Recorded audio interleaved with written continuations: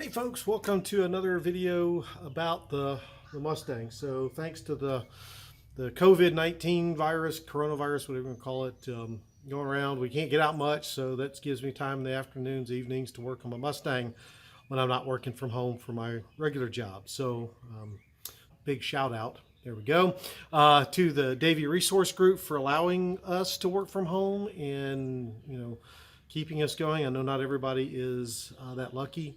So thanks to Davey for making that happen for us so I can continue to draw a regular paycheck. So that's a good thing. Anyway, back to the Mustang. So what have I been doing? Well, I decided to run a new fuel line from the tank, which if you remember, if you watched the earlier videos about just getting the Stang started, I replaced the fuel tank.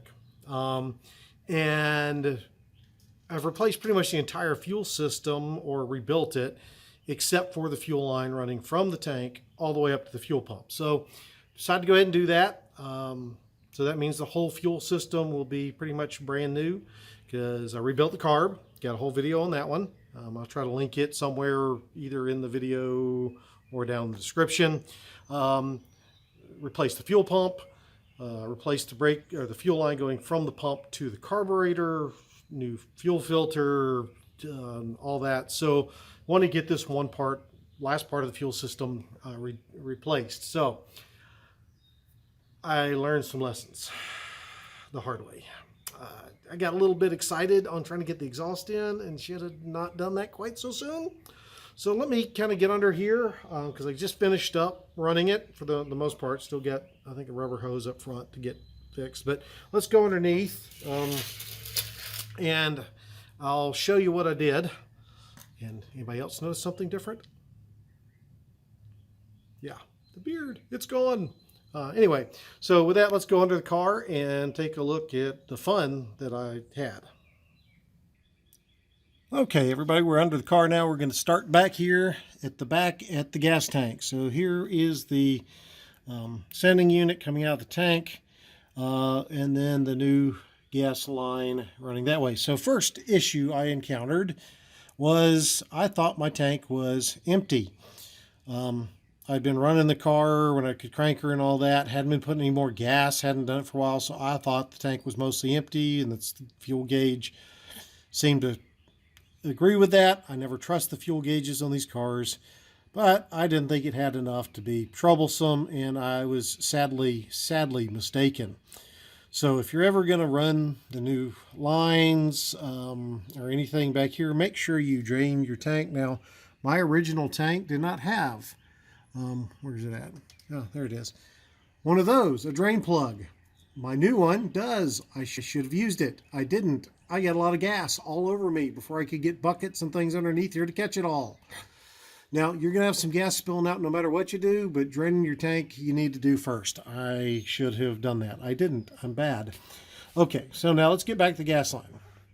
So once I got past the fact that I had gas pouring all over me, then I had to figure out how to get the old line out. And first problem I had was that this guy, so I flip around here for a second, the muffler right there, which sits right up in here, was kind of in the way because there is a clip right there that you can see. That clip you cannot get to get it out with the muffler in the way. So I had to take the muffler that I just installed and drop it out, as you can see. And if we follow this line along, it follows this lip that I guess is it's at the back of the gas tank, gas tank sits on, follows it along, and then continues until it hits up at the edge of the trunk, right? And then does a 90 up where it's going to run along the frame rail back in that direction towards the front of the car. Well, that means that this thing you see here, this black thing, this is the muffler hanger. You can see there's the gas line coming at the other side. It was in the way, so I had to pull it out as well. You can see the bolt that holds it in is pretty close with that. So I had to pull that out to get it in place as well. And then it continues to run along the inside of the frame rail And that's the vent for you see there, the rubber hose is the vent for the rear axle that's not connected. I'll have to get a new one of those. Okay, but then it follows the frame rail until it hits the back of the trunk where the back seat comes into play. So now I'm going to move up in front of the axle and we'll pick it up from there. Okay, so now we're in the front of the axle. You can see the line coming up there over that muffler hanger, following the frame rail until it hits the back of the trunk, the back seat, and then it angles down and then comes around and hits its first, well, I guess it's first screw-in clip. There's like 3 of these screw-in clips. I pulled it off, cleaned up, and painted it so it looks nice. And then it follows and joins up with the brake line. So this is, what you see here is the rubber part of the brake line. Above that is the hard brake line, which, sure, that's kind of fuzzy. See there. So that's also new. All of that's new from when I get started. And then loops down. So there's the brake line coming down like that. And then the fuel line is continuing. This is the gas of the fuel line here. So I'll pull back some. And then it loops and again follows the bottom of the floor pan here. Okay, so we come back and then we have our first clip. It's holding it to that. So I'm going to tell you something on this. So these clips, the original ones, to get these out, what you have to do is pry these 2 things apart. So what I did is drive a screwdriver in there and turn it. That separates or pushes the prongs that go up into a hole in here together, so you can just pop these clips out. Now my original ones were all rusted and all that, so I just went ahead and replaced these I got them from CJ Pony Parts. They sell them individually. You're going to need 3. You need one that I showed you back near the gas tank, and then there's 2 more down here. So you can follow it along here, and there's the other. Now you definitely want to make sure you have these clipped, because right here is your drive shaft. You definitely don't want your brake line and your gas line making contact with your drive shaft. Okay, so again, to get this done, this wasn't too bad. The exhaust was sort of in the way, but not too bad.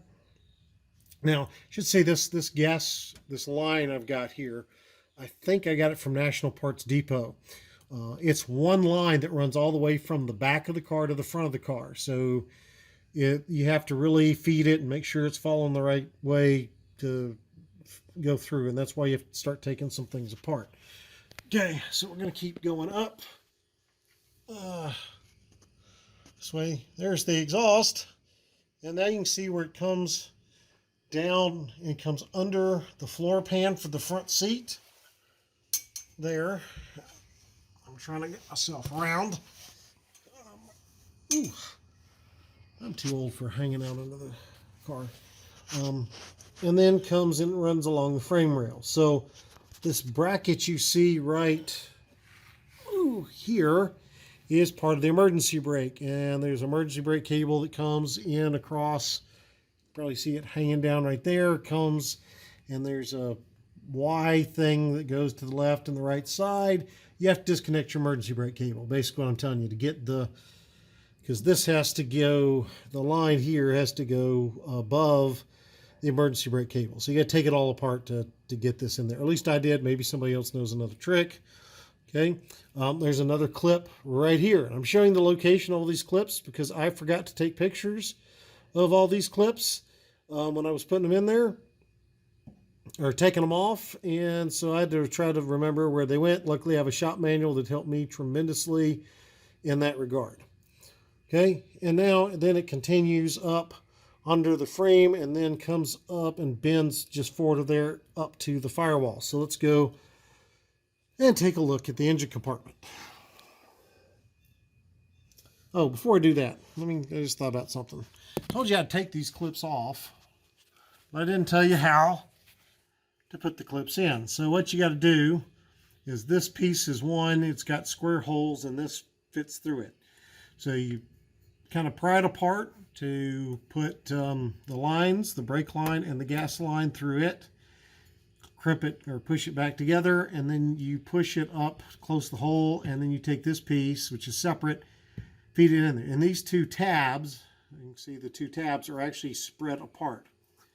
You then take a pair of pliers once you push it up in the hole and you squeeze these together. This expands some jaws or clips or I don't know, tabs, whatever you want to call them, back out to grab onto the hole that goes into the floorboard and the transmission tunnel there. So that's how these go on. Like I said, you're going to need 3 of those if you do this and you replace them all.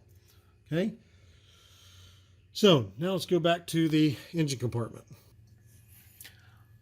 Okay, so we're up here in the engine compartment.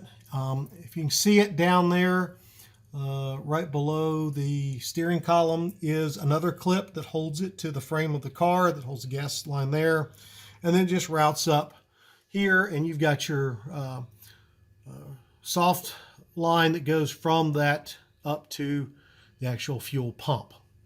So then you just matter of getting that connected in there. If you got a way to kind of start siphoning some gas in, if you've got your tank in there, now would be a good time. Otherwise, you're going to have to sit there and pump on that and get the gas all the way down that line, because remember that, you know, it's a new line. There's no gas in it. So if your car was firing up pretty quickly before, it may take a little bit with this new setup. So the other part with all this stuff that I had apart, when I got the car cranked the other weekend, I had some issues. When I first got in the car after rehooking everything, when we put the head back on, turned the key and nothing happened.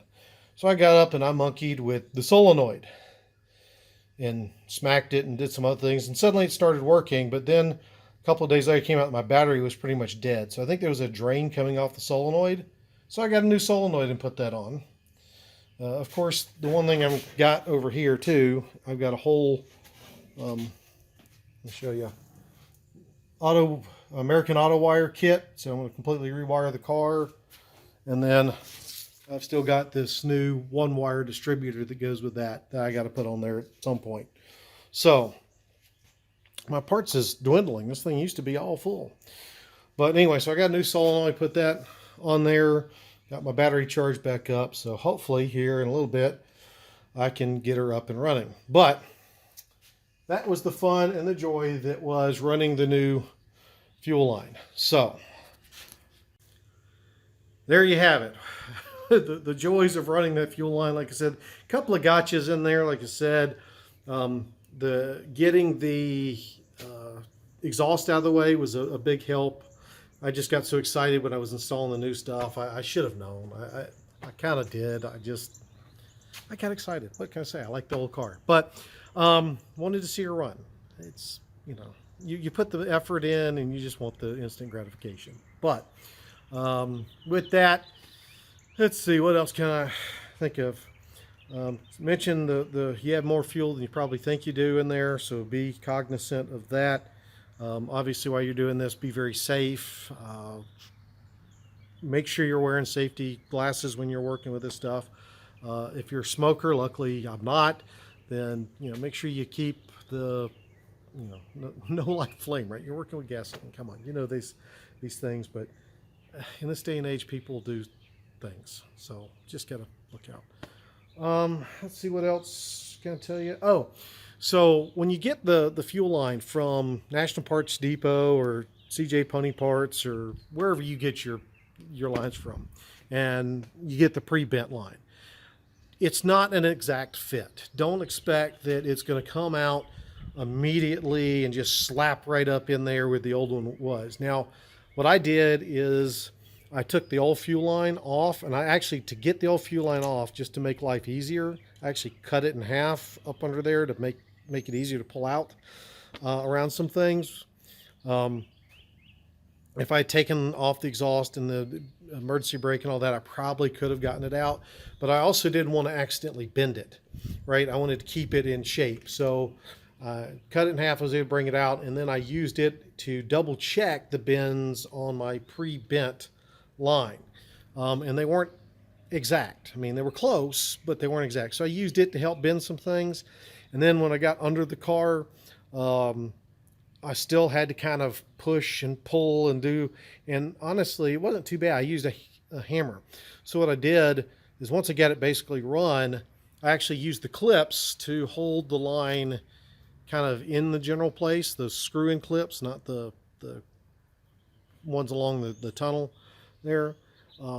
And that kind of gave me a way to hold it, but still not tighten it all the way up, so that I could then come back and wiggle it and move it, and then, but it gave me some play to bend things as well without overstressing the other types of clips, because other clips aren't as tight or as sturdy as the screw-in ones. So, but they give me fine. I actually used my, just a standard, well, I used two things. I used my, well, let's see, a 2-pound, get it, a little 2-pound maul here, and a